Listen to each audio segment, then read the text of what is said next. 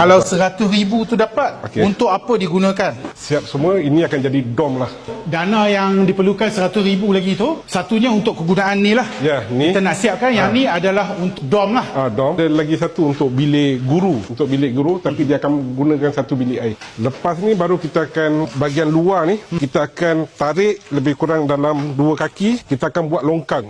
Oh, maksudnya dana 100,000 tu bukan setakat ni saja, ada lagi? Ada lagi, ada. Kita akan simen. Maksudnya ni kawasan ni semua simen keseluruhan? Simen, mana yang nak buat pengajian luar, untuk pengajian Quran dengan makanan. Faham. Panjang dia.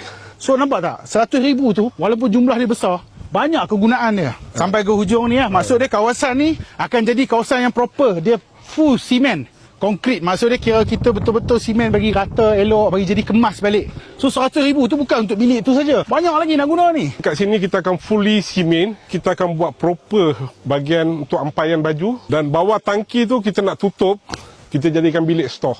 Ni kawasan ni semua akan disimen. Semuanya dalam 100,000 tu, semua ni akan disimen. Sampai ke belakang tu, sini akan jadi kawasan ampaian yang proper lah. Kawasan nak jemur baju ke, nak jemur tikar ke, apa semua kat sini. So 100,000 tu extend banyak. Saya teringin nak tengok benda tu jadi kenyataan. Sekarang ni saya nak menuju ke tempat pelajar wanita. Kita dah ziarah dah madrasah yang tempat ada lelaki apa semua ni. Lepas tu kita akan pergi ke restoran, warung Nur Syafaat. Perniagaan yang dibuat untuk sustainkan madrasah ni. Assalamualaikum. Okey, ni adalah bahagian bangunan yang menempatkan pelajar-pelajar wanita.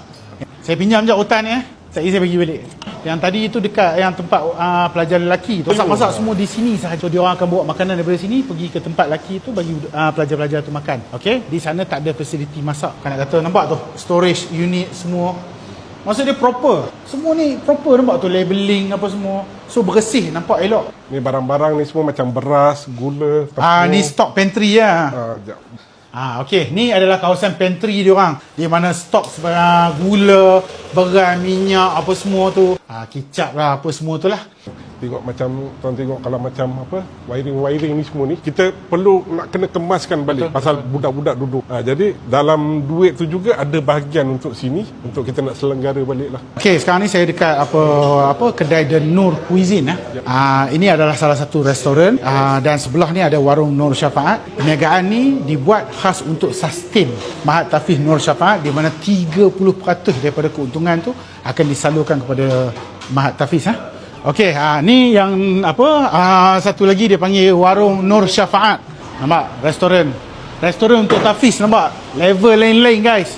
Okey, depan saya ni adalah mudirah untuk Mahat Tahfiz Nur Syafaat. Assalamualaikum warahmatullahi wabarakatuh. Waalaikumsalam. Okay, jadi kepada semua yang menonton video ni, bagi follower-followers Cikgu Syarif, jom kita bersama-sama untuk membantu apa yang inisiatif dilakukan oleh Cikgu Syarif. InsyaAllah.